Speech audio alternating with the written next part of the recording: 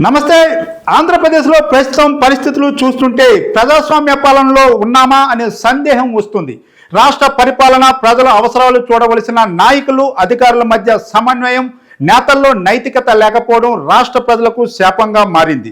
రాష్ట్ర వ్యవసాయ శాఖ మంత్రి అచ్చెన్నాయుడు ఓఎస్డీపై ఆగ్రో జనరల్ మేనేజర్ రాజ్మోహన్ చేసిన ఆరోపణల నేపథ్యంలో అటు ప్రతిపక్ష వైసీపీ పార్టీ అనుకున్న స్థాయిలో ప్రభుత్వాన్ని నిలదీయకపోవడం, ఇటు అధికార కూటమి ప్రభుత్వం వాస్తవం ఏంటో ప్రజలకు చెప్పకపోవడం, ప్రజలచే ఎన్నుకోబడిన రాజకీయ నాయకులపై ఆరోపణలు వచ్చినప్పుడు కనీస ధర్మంగా విచారణకు ఆదేశించవలసిన ప్రభుత్వం స్తబ్దంగా ఉండడం, అసలు రాష్ట్రంలో ఏం జరుగుతుంది, వాస్తవ పరిస్థితులపై క్యూటీవీ మీడియా ప్రత్యేక కథనం.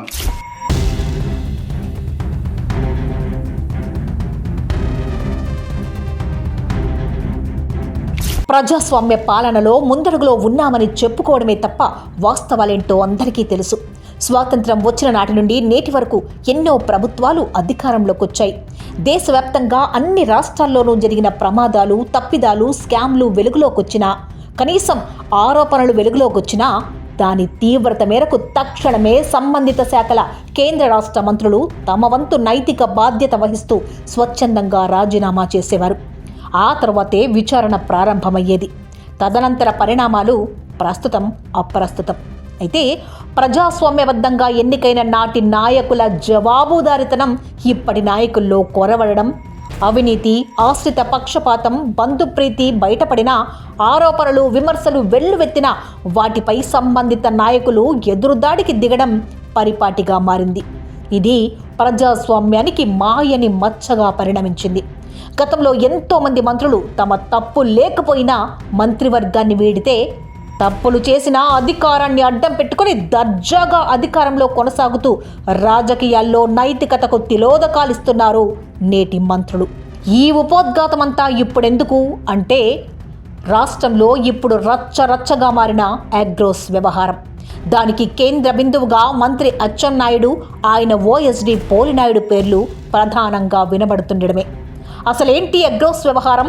రాజ్మోహన్ అగ్రోస్ జనరల్ మేనేజర్గా పనిచేసిన ఈయన ఇటీవల కాలంలో బదిలీ అయ్యారు. దీంతో బదిలీ ఇష్టం లేని రాజ్మోహన్ లాంగ్ లీవ్పై వెళ్లిపోయారు.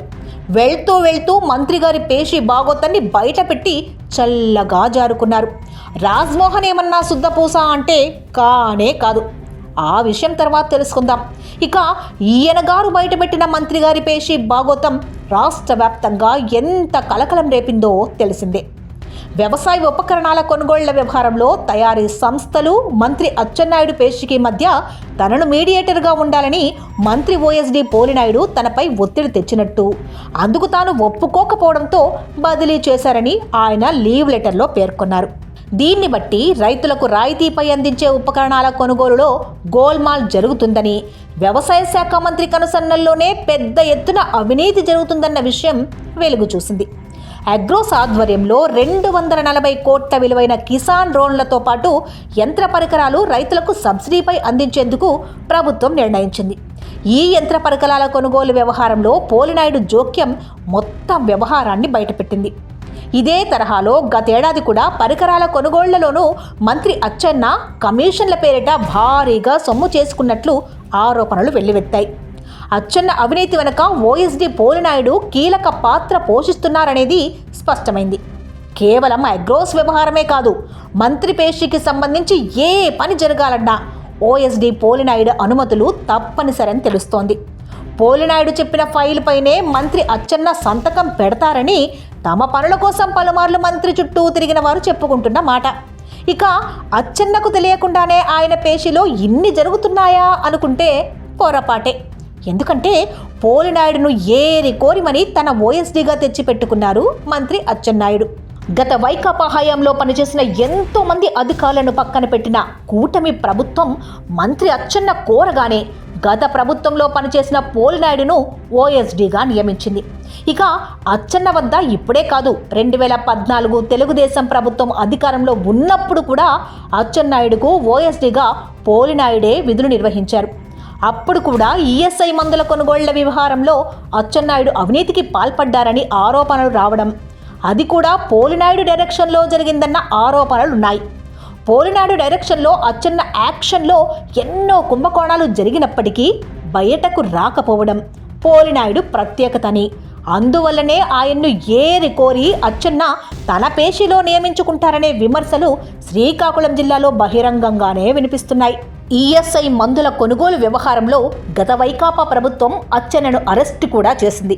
అయితే ప్రజాస్వామ్యబద్ధంగా ఎన్నికైన ఆయన తనపై ఇన్ని ఆరోపణలు వస్తున్నా నైతిక బాధ్యతగా తొలుత తన మంత్రి పదవికి రాజీనామా చేసి వాటిపై ప్రభుత్వం తరపున విచారణ కోరి తాను సచ్చీలుడిని అని నిరూపించుకునే ప్రయత్నం చేయడం లేదు.